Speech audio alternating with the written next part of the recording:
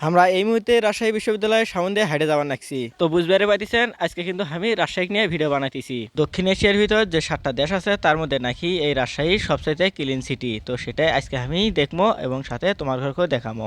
আমি এই মুহূর্তে যে জায়গাটার মধ্যে অবস্থান করছি এই জায়গাটার নাম হচ্ছে রাজশাহী পদ্মার পাড়। সামনে যে 3জন লোক দেখতে পাইতেছেন এই 3জনে কিন্তু আমার ব্লগের সাথে আছে। পদ্মার পাড়ের সাথে অবস্থিত এই জায়গাটা হচ্ছে মুক্তমঞ্চ। আমি প্রথমে মুক্তমঞ্চ চিনি নেই, বন্ধুরা কইলো এটি যার ইচ্ছে তাই নাচ গান করে পায়, তাই আর নাম দিচ্ছে মুক্তমঞ্চ। তারপর আমরা গেলাম নঙ্গরে। নঙ্গর নাকি রাজশাহীর অনেক বিখ্যাত একটা পার্ক। রাতের বেলায় যাওয়াতে আমরা এর রাতের বেলা সৌন্দর্যটা খুব সুন্দর উপভোগ করলাম।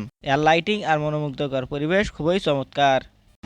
আমরা রাজশাহীতে 5 দিন অবস্থান করেছিলাম, যার কারণে কিন্তু আমরা 5 দিনে রাজশাহী যতগুলো দর্শনীয় স্থান আছে সবগুলো দেখার সুযোগ পাইছিলাম। রাজশাহীর রাস্তাগুলা আসলেই অনেক সুন্দর, আশেপাশে সব জায়গায় পরিষ্কার, কোনো প্রকার আবর্জনা বা দূষিত বায়ু নেই। রাস্তার সাইডে যে দোকানগুলো আছে সেগুলো কিন্তু অনেক পরিষ্কার পরিচ্ছন্ন।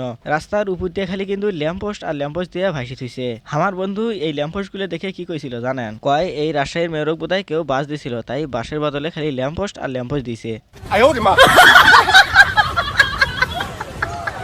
এখন আমরা যে প্রজেক্টটার সামনে আছি এই প্রজেক্টটার নাম হচ্ছে বঙ্গবন্ধু হাইটেক পার্ক। এটা কিন্তু নতুন বানাইতেছে, এটার কাম এখনো চলতেছে, তো যার কারণে কিন্তু দারোয়ান আমারও ঢুকতে দেয় নাই। তারপর আমরা চলে গেলাম আইবাদত। আইবাদ দেখতে কিন্তু খুবই সুন্দর, এই জায়গার পরিবেশটাও আসলে অনেক সুন্দর। তো এখানে কিন্তু ফুরফুরে বাতাস, আর ফুরফুরে বাতাসে কিন্তু মনটা অনেক চাঙ্কা হয়ে যায়। আর এই চাঙ্কা মনের স্বভাবে আমি এটি কয়েকটা ছবি উঠছিলাম।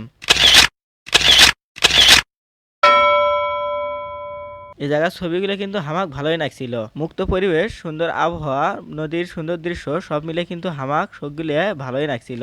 আমার ঘরে ঘোরার এলাও কিন্তু কিছুই হয় নাই। আমরা কিন্তু অটো নিছি ফির আর এক জায়গা যাওয়ার জন্য। সারাদিন আমরা খালি ঘুরমো আর ঘুরমো। পদ্মা নদীর এই বারটার নাম হচ্ছে টিভাত। এই বারটা টিন্নাখান দেখতে জন্য এই বারটার নাম হচ্ছে টিভাত। আর ওই বারটা ছিল আইনাখান দেখতে, তাই ওটার নাম আছিল আইবাদ। এগুলো কিন্তু আমি আগে জানি নাই। আমার সাথে থাকা বন্ধু বাঁধন ওই কিন্তু আমাকে কইছিল যে এগুলো কিসের জন্য এগুলোর নাম থুইছে। আমি কিন্তু মনে মনে তান করেই নিছিলাম যে এগুলোর নাম এই জন্য থুইছে, কিন্তু তারপরে ওই আমাকে কয় দিল, তারপরে আমি কিন্তু শিখে নিলাম। ঘুরতে ঘুরতে এখন সূর্যটাও ডুবে গেল।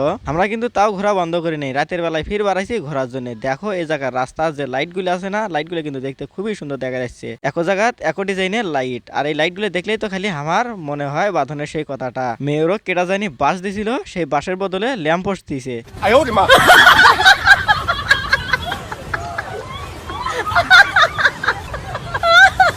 যাই হোক, বাস দেখ আর কিছুই দেখ, তাই তো ল্যাম্পপোস্ট গুলো দিছে। ল্যাম্পপোস্ট গুলো যে খারাপ দেখা যাবে তা নয়, মোটামুটি চলে কিন্তু। এই কথা যেই কইলাম তাতে আমার সেই রাজশাহীর ফ্রেন্ডটা কইলো ভক করে রেডি হয়ে লও বাসায় যাওয়ার জন্য। আমি কিন্তু তখন বুঝে গেছি যে আমার প্রশংসা কিন্তু তার পছন্দ হয় নাই। এটা হচ্ছে রাজশাহী রেল স্টেশন। এই স্টেশনটাও কিন্তু অনেক সুন্দর, কিন্তু আমি সে কথা কিন্তু সেই রাজশাহীর বন্ধুটার সামনে কই নেই। বাঙালির স্বভাব হয়তো এটাই, কারো গুণ কারো সামনে কবা চায় না। আর এদিক বাঁধনো আমার সাথে ভাজতে ভিডিও করবে নাকছে। দেখো খালি ভিডিও করতেইছে। পরের দিন আমরা রাজশাহী রেশম কারখানার শোরুমে গেলাম রেশম কাপড় দেখার জন্য। এই জায়গাতে নাকি রেশম কাপড় তৈরি করা হয়, সেই তৈরি করা কাপড় বেচার জন্য এই জায়গাতেই শোরুম আছে, সেটাও আমরা দেখার জন্য শোরুমের মধ্যে ঢুকে গেলাম। আমার সামনের লোক 3টে যে ভাব নিয়ে ঢুকলো, বোধ হয় কারখানার সব কাপড়ে তারাই কিনে নিবি।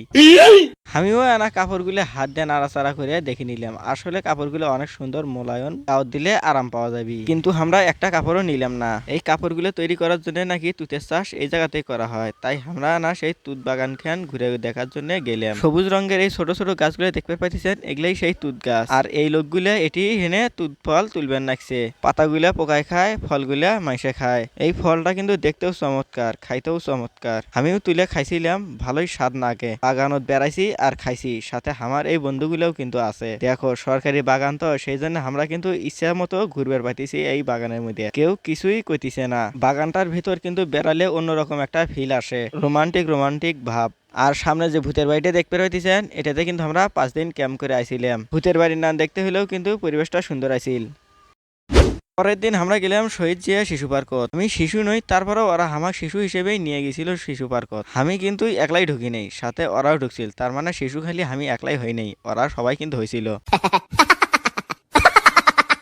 এই আজব জিনিসখানের নাম হলো অক্টোপাস। এখানে আমি চড়বে চাইছিলাম, এখানে বলে থামবে, তারপর আমি চড়বো, কিন্তু এখানে থামার পর দেখি বেশিরভাগগুলোই বমি করছে। তাই ওখান বাদ দিয়ে বাঁধনের সাথে গেলে মাথার উপর দিয়ে সাইকেল চালাবার জন্য। আমরা চড়বো, এটিও বলে টিকিট কাটার নাগে।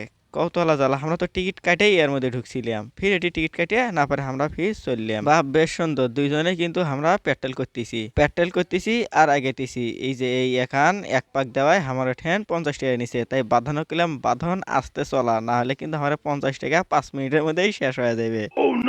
আমরা তাই এখানের উপর চড়িয়া মেলাক্ষণ সময় কাটি দিলাম, এটি সন্ধে নাগি দিলাম একেবারে। দেখছেন বিকেলবেলা নামতে নামতেই সন্ধে বাড়ি ফেলাইছি। আমার ঘরে জন প্রতি 50 টাকা নিছে, 4 জন আইছিলাম, নিছিল 200 টাকা। তো 200 টাকা তো আমার অসুল করে নেওয়ার লাগবে নাকি।